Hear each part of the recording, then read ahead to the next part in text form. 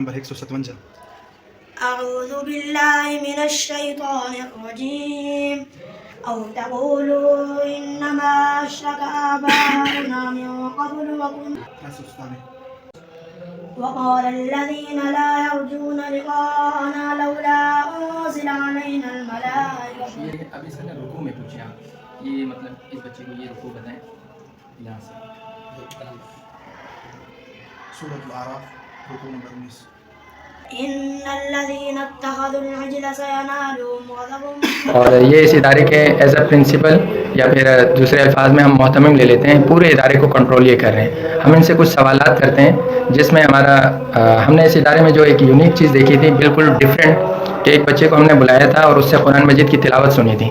اب اس کو ہم پیج نمبر بتا رہے ہیں اور وہ بچہ وہیں سے تلاوت شروع کر رہا ہے. اچھا، اگر وہ پیج نمبر فرنٹ جو اس کا ہے وہ آیات کے درمیان سے شروع ہو رہا ہے تو وہ بچہ درمیان سے ہی پڑھ رہا تھا. اس کو ایسی ضرورت محسوس نہیں ہو رہی تھی کہ میں آیات سے اسٹارٹ سے شروع کروں، اور اگر اس کو کہا جائے آیات کے اسٹارٹ سے شروع کریں تو وہ بچہ اسی طریقے سے کر رہا تھا. تو ہم نے اس چیز کو دیکھ کے ہم نے ویڈیو بنانا مناسب سمجھا اور حضرت سے اجازت لی، اور حضرت نے ہمیں اجازت بھی دے دی. حضرت نے یہ جو بچے نے قرآن مجید سنایا تھا اور بڑے ہی زبردست ماشاءاللہ اساتذہ کی محنت ہے اور اس میں آپ کی محنت ہے، تو اس میں کون سی مشکلات کا سامنا کرنا پڑا اور کن مسائل سے گزر کے آپ نے یہ بچے کو اس حد تک لے کے گئے ہیں؟ بسم اللہ الرحمن الرحیم. الحمدللہ جی، اللہ تعالیٰ کا فضل ہے، کرم ہے، اللہ تعالیٰ نے ہمیں اس محنت کے اندر لگایا ہوا ہے. یہ جو آپ نے بچے کا قرآن پاک سنا ہے جی، اس میں آپ پیج نمبر بتاتے تھے، صفحہ نمبر بتاتے تھے اور بچہ وہیں سے تلاوت کرنا شروع کر دیتا ہے. اس میں سب سے پہلے تو بچے کی شوق کے اوپر بات ہے، محنت اور شوق، اور دوسرا استاذ کی محنت اور شوق. اس میں جو مشکلات اور جو پریشانیاں جو محنت ہیں اس کا بہتر تو تفصیلی بات تو آپ کو ان کے استاد ہی بتا سکتے ہیں. ان کے استاد سے آپ انشاءاللہ آپ کی بات کرائیں گے، وہ آپ کو مزید اس کے بارے میں معلومات دے سکتے ہیں. جی، یہ بالکل زبردست ہیں. ان کے استاد سے ہم ملاقات بھی کر لیں گے انشاءاللہ، اور اس بچے کے حوالے سے ہم ان کے استاد سے بھی کچھ معلومات لے لیں گے.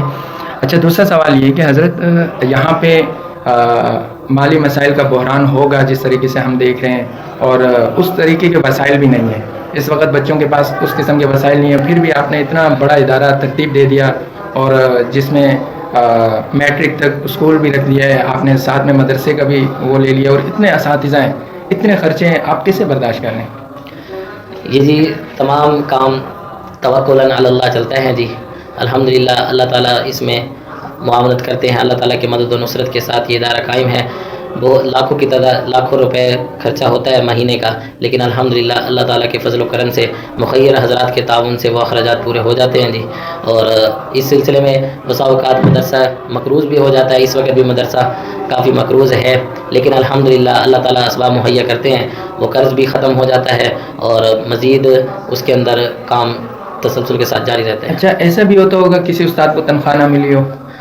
اس میں جی ہماری کوشش یہی ہوتی ہے کہ کسی بھی استاد کا وظیفہ نہ روکا جائے، تنخواہ نہ روکی جائے، اور ہماری کوشش یہ ہوتی ہے کہ 7 تاریخ تک 10 تاریخ تک اسلامی مہینے کے لحاظ سے ہم تنخواہ دیتے ہیں، تو اس میں 7 تاریخ یا 10 تاریخ تک حد استاد کو تنخواہ دے دیتے ہیں.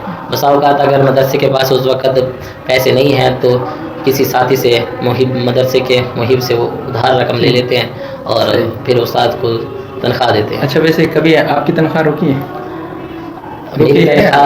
ہمیشہ لیٹ ہوتی ہے جی سب سے. اچھا، لیٹ ہوتی ہے. ہاں جی، سب پہلے تمام اساتذہ کو تنخواہ دینے کے بعد پھر ہمارا نمبر آتا ہے. اچھا، آپ نے پھر اپنے لیے بھی کبھی قرض لیے؟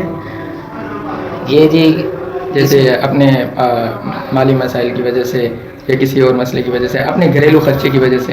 نہیں جی، اس میں یہ ہوا کہ کبھی اگر تنخواہ لیٹ ہوئی تو کسی ساتھی سے اچھا مقررہ مدت تک کے لیے لے لیا تو اس مدت تک واپس کر دیتے ہیں.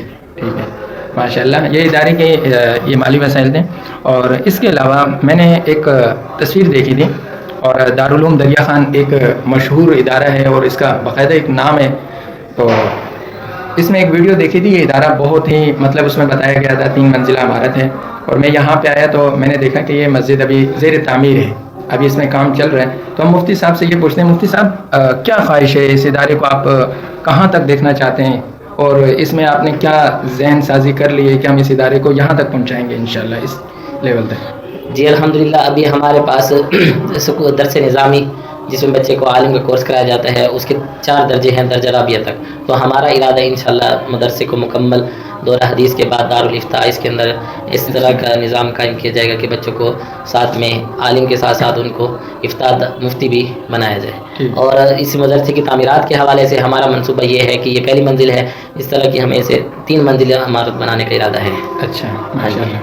ابھی ہمارے پاس سکول سسٹم ہے میٹرک تک ہے. انشاءاللہ اس کے بعد FA BA کا بھی پروگرام ہے انشاءاللہ. جیسے میں ابھی دیکھ رہا تھا باہر بچے بھی بیٹھے ہوئے. ہاں جی. اور ہمارے پاس درجہ حفظ کے جو طالب علم ہیں جو حفظ سے فراغت حاصل کرنے کے بعد ان کے لیے 2 سال کا تجوید کا کورس بھی ہوتا ہے. تجوید للحفاظ کے روح. اچھا ماشاء اللہ. ہر بزم ادب بھی ہو رہی ہیں اور وہاں پہ طلباء بیٹھے ہوئے ہیں اپنے. وہ کوئی بچہ ایسا ہوتا ہے جو نعت میں ایکسپرٹ ہوتا ہے اور اس کی نعت بڑی زبردست ہوتی ہے تو اس کو نعت کا موقع دیا گیا. اور کچھ بچے ایسے ہوتے ہیں جو تقریر میں بہت ہی زبردست ہوتے ہیں جس میں انگلش ہو گئی, اردو ہو گئی, عربی ہو گئی. اور بچہ جس قسم کا وہ ہنر رکھتا ہے, جس قسم کی طاقت رکھتا ہے, اس کو اسی اس میں تیار کیا جاتا ہے. مفتی صاحب آپ سے ایک اور اجازت لیں گے کہ ہم چاہتے ہیں کہ ہم اپنے قارئین کو اس بچے کی تلاوت بھی سنائیں جس کا ہم نے قرآن مجید سنا تھا اور اس سے پیج وغیرہ بھی دیکھے تھے, اور اس کے استاد سے بھی ایک سوال کر لیں جس میں آپ نے کہا کہ اس کے استاد سے پوچھا جائے تو زیادہ بہتر ہے. تو ہم اس کے استاد سے بھی سوال کر لیں گے اور قارئین کو اس بچے کے قرآن مجید کی تلاوت بھی سنا دیں گے. ہاں جی ٹھیک ہے جی, انشاءاللہ بلا دیتے استاد صاحب کو.